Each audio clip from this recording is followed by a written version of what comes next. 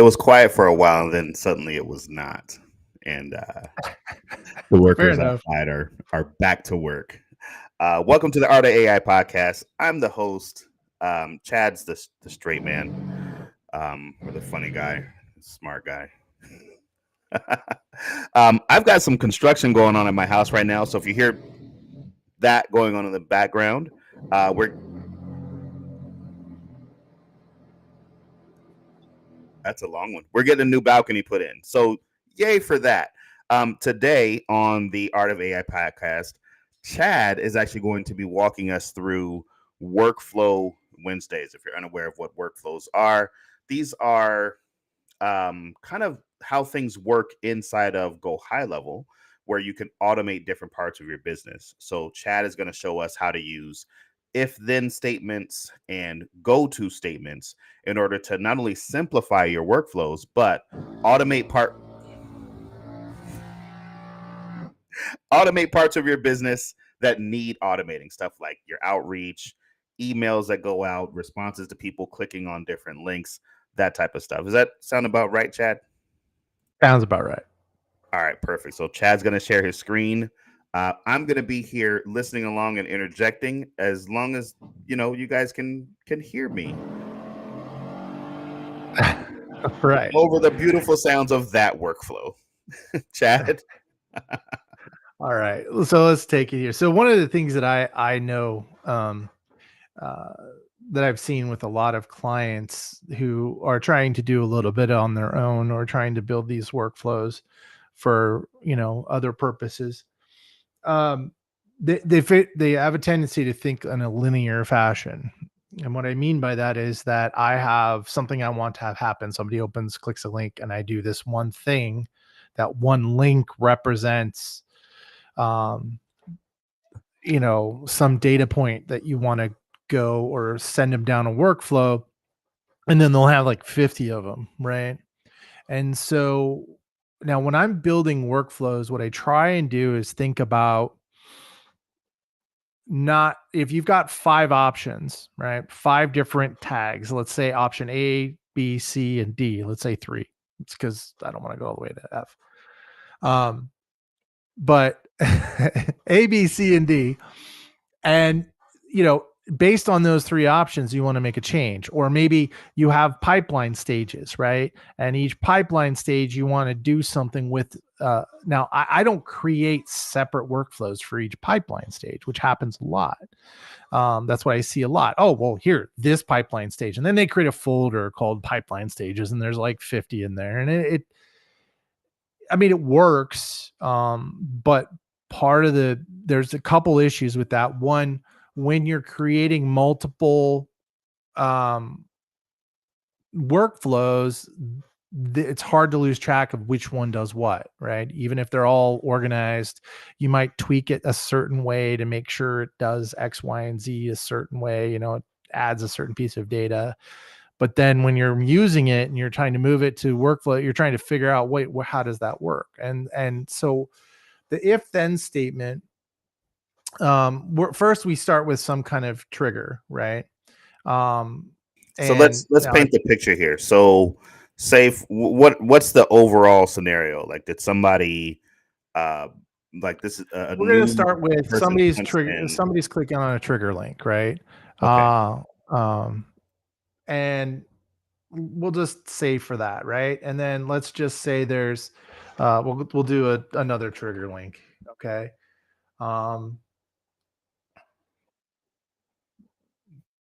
Trigger link 2. We choose whatever that trigger link is, right? That'll work, right? So sorry, I'm losing my mouse here. So here's the 2 trigger links, right? Now, you could just do one workflow for each trigger link, right? But it's simpler and easier to manage long term. And that's part of it too, is that, yeah, the single workflow for the trigger link will work. But if you're dealing with trigger links, you might as well group them all together when it makes sense. I mean, maybe you outgrow it because there is a limitation to how many triggers and how many options you can give those triggers to where the workflow becomes cumbersome. But then I might be doing 8 to 10 trigger links per workflow instead of, 8 different workflows that do the exact same thing, right? They're effectively going to do the same thing or a similar thing, but maybe a few little additions, right? So So this is when we for got people who have like multiple trigger links or different offers going on, something like that. it doesn't really matter. Let's say you have, yeah, let's just say you have different offers, and you want to move them to a different workflow just based on what offer they, whatever calendar link or whatever trigger link, in this case, trigger link they use, right? What we want to do is, and then we'll say the art of AI coaching, right? And then we're going to create a workflow trigger, right? I like the workflow triggers because it allows you to use the, and I don't know when these popped in. I remember the back in the day when they didn't exist anywhere at all, but now which criteria triggers the workflow will matter, right? Like I can use that. I don't have to refilter it, because one thing that people do also is, well, if they click any trigger link, right, go ahead, do this, and then I'll filter it, right? I don't typically like to do that. I like to, unless I really have to. Typically, I'm like, okay, if this trigger gets clicked, then we're going to go do this and then use the workflow trigger as the criteria of going down path A or B, right? And there's reasons to do it one way or the other. It doesn't matter. I mean, it just, excuse me, it matters based on the, um, uh, the use case. So let me go ahead and save this, because when you click it, the one little nuance, I won't call it a bug, but the nuance of the software is once you create that trigger, you have to save it to be able to use it in the conditioning and the conditions. So Oh, we'll that's just just say simply trigger. refreshing the list of stuff that you can use, right? Like when you save it. Yeah, when you save it, it's basically kind of putting it in, officially executing it and refreshing it. So it's, like I said, I'm not going to call it a bug because realistically, it's just a structural thing. Um, so now you have obviously you have your two options, right?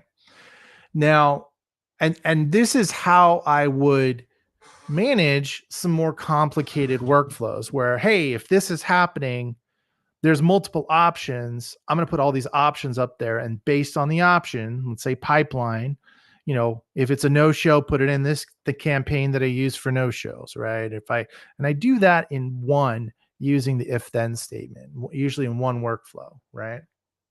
Um, and the other thing that I see a lot of end users getting kind of stuck in is they keep recreating everything. Um, in other words, let's say I want both of these options to update the appointment status. I'm just picking something it doesn't, to cancel, right? That's what we're going to do, right? Um, then let's say both of these would trigger that same function. Now, this is a very simple thing, right? I could copy it across. I mean, what a lot of people will do is copy all actions from here usually, and now they both do the same thing. But here's the problem with doing that. As you get more complicated, as you're doing things that are a little more sophisticated, and you have multiple steps and maybe some if then statements within those steps, right? Like they become more complicated. That becomes a problem when you're maintaining and making tweaks to it, because as any good marketing process should have, it's going to grow, it's going to change over time, right? You're going to, you have variations, you're going to move to a slightly different messaging or something like that. And so as a habit, if everything that's happening here is the same, what I like to use is the go-to module, right? Um, and what that does is that uses that criteria, and I can just say, okay, well, if it follows this criteria, then do this and update the appointment status, right? Then I don't even need, right? I don't even need to recreate all of what it's going to do, right? I could literally build it under one pipeline or one option, and then send it over there, right? Based on X, Y, and Z criteria, right? Maybe when they click on the trigger link, it updates it to the name of the product that we're trying to say that it's, and then it uses that variable in whatever copy, outreach, or whatever, right? So that may be they click on the trigger link. That trigger link represents interest in our coaching program, and and then as as the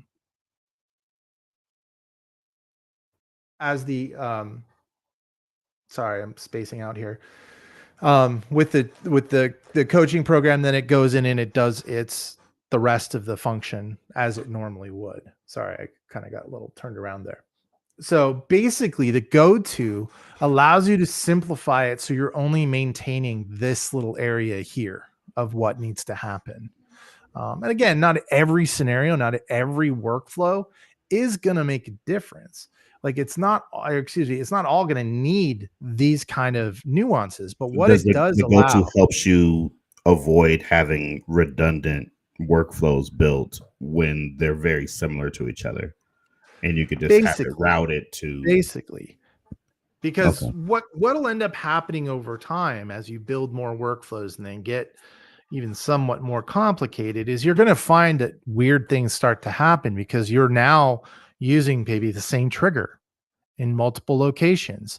Maybe this stage does this thing in this workflow, but you do another one where when that stage happens, let's say the no-show, you put it in a no-show stage and you want to mark the no-show. And it's like, well, I mark the no-show over here, and then it adds a little something, and you have two workflows doing basic on the same trigger. So I typically organize them by trigger, right? Whatever I'm triggering the action, if I'm going to use pipeline as a trigger, then when I'm moving it, I create a pipeline workflow and all pipeline triggers as much as I can, right? Based on the limitation of the number of triggers and actions you can have across one level, will start to will be triggered, will be managed in that workflow. And then if I can't fit them all in because it's too big or cumbersome based on the way GoHighLevel works, I create a second version of it, but effectively it's the same thing. We're just slightly tweaking because they won't fit all in the same bucket, right? Um, and that's basically how I would go about, organizing these so you don't end up with thousands of triggers or hundreds of triggers or even tens of triggers because workflows, because those workflows will add up over time, and then trying to troubleshoot where you're going and what's doing what becomes quite difficult. Yeah, we run into that now sometimes with just having multiple. We have all these domains, right? And then somebody will book an appointment and we'll be looking and go, well, where did this even come from? Right? Like which offer did they click on? And so this is a way that you can, especially I like the part where you said if they click on a certain link, we can then associate that link with a specific offer. And then when they're booked or whatever else happens, we have that data that's attached to that person where this is the Correct. offer that they were actually interested in. So when they come time for their, discovery call or their sales appointment, then we know why they're even sitting in front of us, right? Yeah, I mean that's absolutely one example. The most common example though is I probably should have used was the pipelines, right? Um, and what you want to do is as much as possible, whatever the way we work it is whatever you're using as the trigger is the category that workflow deals with pipeline changes. This workflow deals with trigger clicks, right? And instead of having, well, this is the art of AI coaching trigger path, and if they click on this one thing, do these, right? Um, you can do a bunch of them, even if you can't fit them all in there. You're down from, if you have 20 trigger links and you can fit 10 in there, then you've got 2 workflows to handle it, not 20 workflows to handle it. That's the idea. And then the other thing is that the efficiency of managing all of those workflows, if they're doing something similar, you use the go-to and you're not even writing that part of it. You're not going through this part right here and recreating it and copying and pasting it. Because every time, for example, we use in our workflows, we use the conversational in the conversational replies and things like that. We use we call them libraries, but basically the keywords. And if they hit those keywords, then a function will happen. Well, um, we have positive and negative intent triggers. If that happens, I only put it in there once, and so those keywords become um, you know, I just point to it. Like if somebody replies, we point to it and then it has the logic built in and I don't have to recreate it 6 times or 5 times. Right. So every time I'm just saying, oh, if it's a reply, go over here and do something with it. Right. And you can do it. Doesn't matter Right. what function you're doing, but it makes management and troubleshooting much, much easier. Okay, that makes sense. So let me ask you a question. I've been posting about it a little bit, and you and I kind of talk about, the stuff that we're building kind of behind the scenes. Is how much of this and your methodology in creating these workflows went into the connection with Chat GPT and using that their AI to actually book appointments and conduct cold outreach and that type of thing. You mean how often are we leveraging Chat GPT versus Well, no, not just automation? Chat GPT, but I mean, like this methodology that you've built here with this workflow. So when we're Mhm. dropping leads and doing our cold outreach, a lot of that is automation, and then we're relying on Chat GPT for some decision making and to have some of the conversation with the prospects, right? Right, How right. did that was that developed using the same methodology that you're using here now in these workflows, or how did that come about? Well, it's a methodology that, so how we build this and how we build workflows slash campaigns or whatever is platform agnostic, right? So the concept and the overall general workflow doesn't have a relevance to it's not tied to one platform or another. The implementation of that workflow, and we're going to use workflow as the nomenclature, but they aren't always called workflows depending on what platform you're using, whether it's WooSender or GoHighLevel, it doesn't matter. The point is that the methodology and what we're trying to achieve is the same. The engineering and the structure of how we achieve it changes by platform. So I think what you're asking is kind of how often are we actually leveraging the AI? How often does that, and that, you know, you're there are typical patterns of behavior, and we build out our campaigns to match that.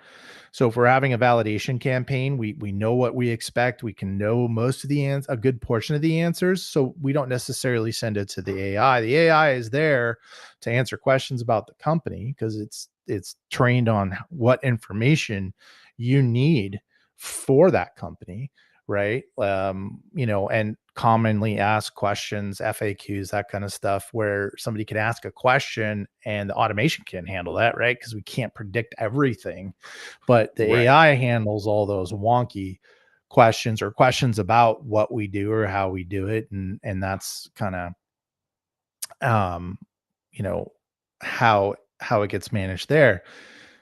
When it comes to So could the AI in that example, could it eliminate people? Because I know that a lot of times we want the conversation, right? Like we want to set an appointment for right. a sales call, right?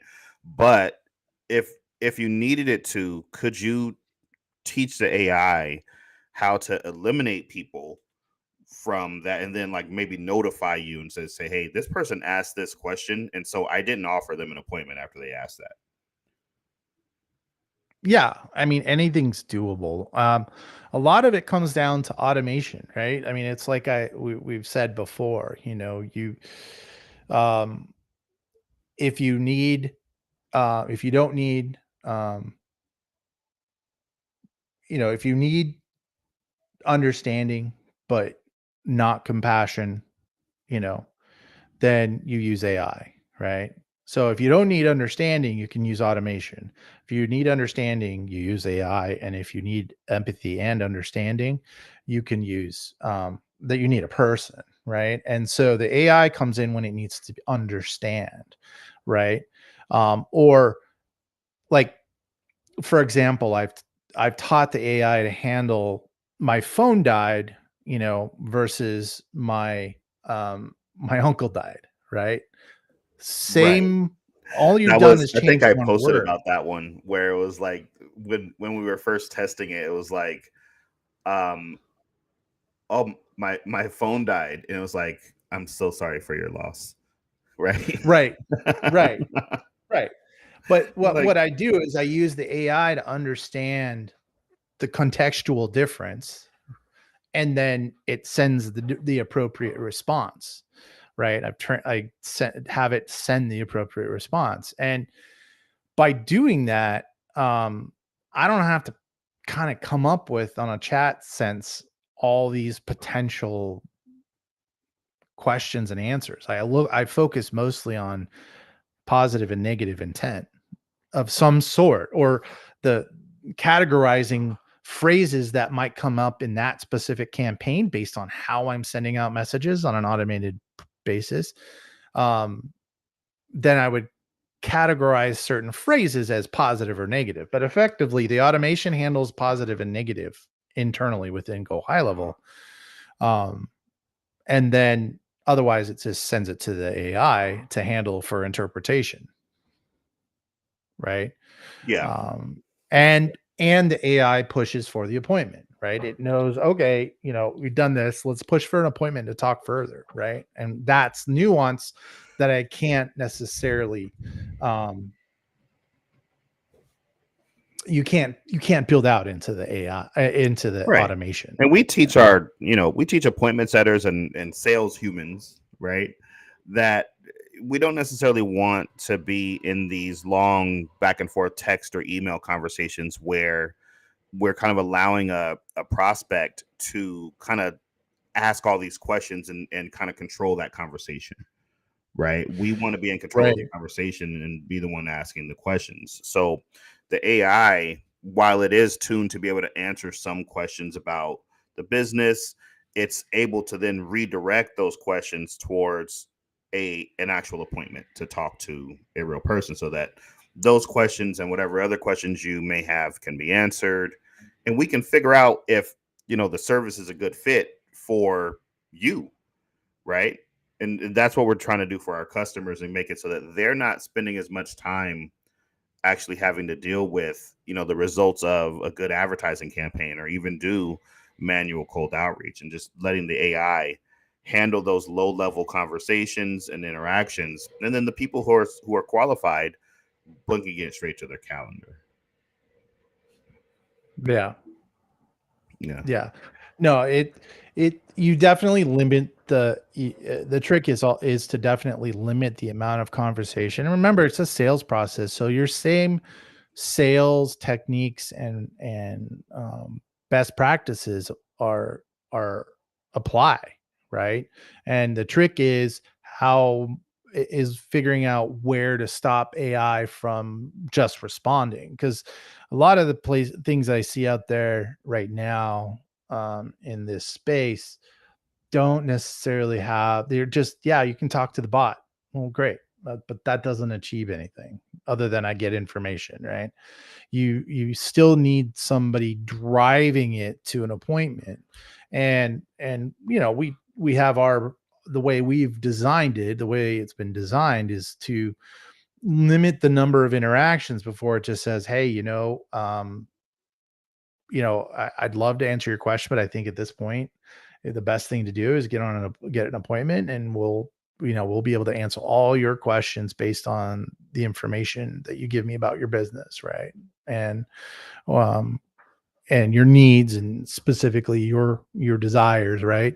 And then we get on the phone call, and you go on and do the sales process, right? I mean, and I think that's the other thing, is that, is it a support bot? Is it Is it a sales bot? Like, what are you trying to do with it? And that's another thing to think about as you're building these workflows is what is the purpose, right?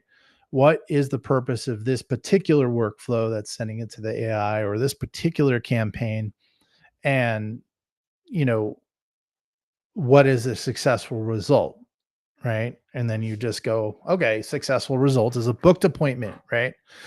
Or a successful result on, say, a validation campaign where we're validating the information that we have is that it's validated. That's the successful result. And then it goes over here and goes into, say, an offer, that kind of thing. I mean, you can get all the questions you want to answer just by talking directly to the AI without that workflow. But, it doesn't drive, it doesn't really offer the, and not the entire workflow doesn't necessarily have to live in GoHighLevel. It can be external in other softwares as well.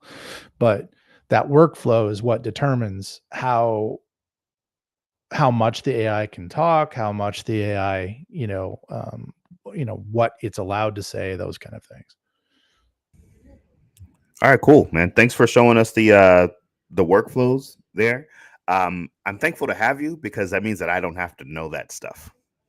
I'm always glad when you're like, you come in, hey, Mike, I did something cool. And I'm like, what happened? And you're like, this works. I'm awesome. I'm like, you are awesome, Chad. Let's go. So that is the Art of AI podcast for Workflow Wizards. Join us tomorrow. We're actually going to have some fun. We're going to dive into the Facebook ad library.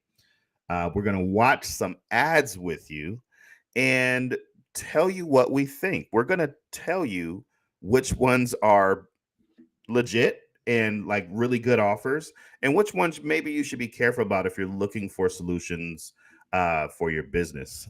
Chad, any notes to sign off? Nope. He never has notes to sign off. Thanks for watching, guys. We'll see you next time.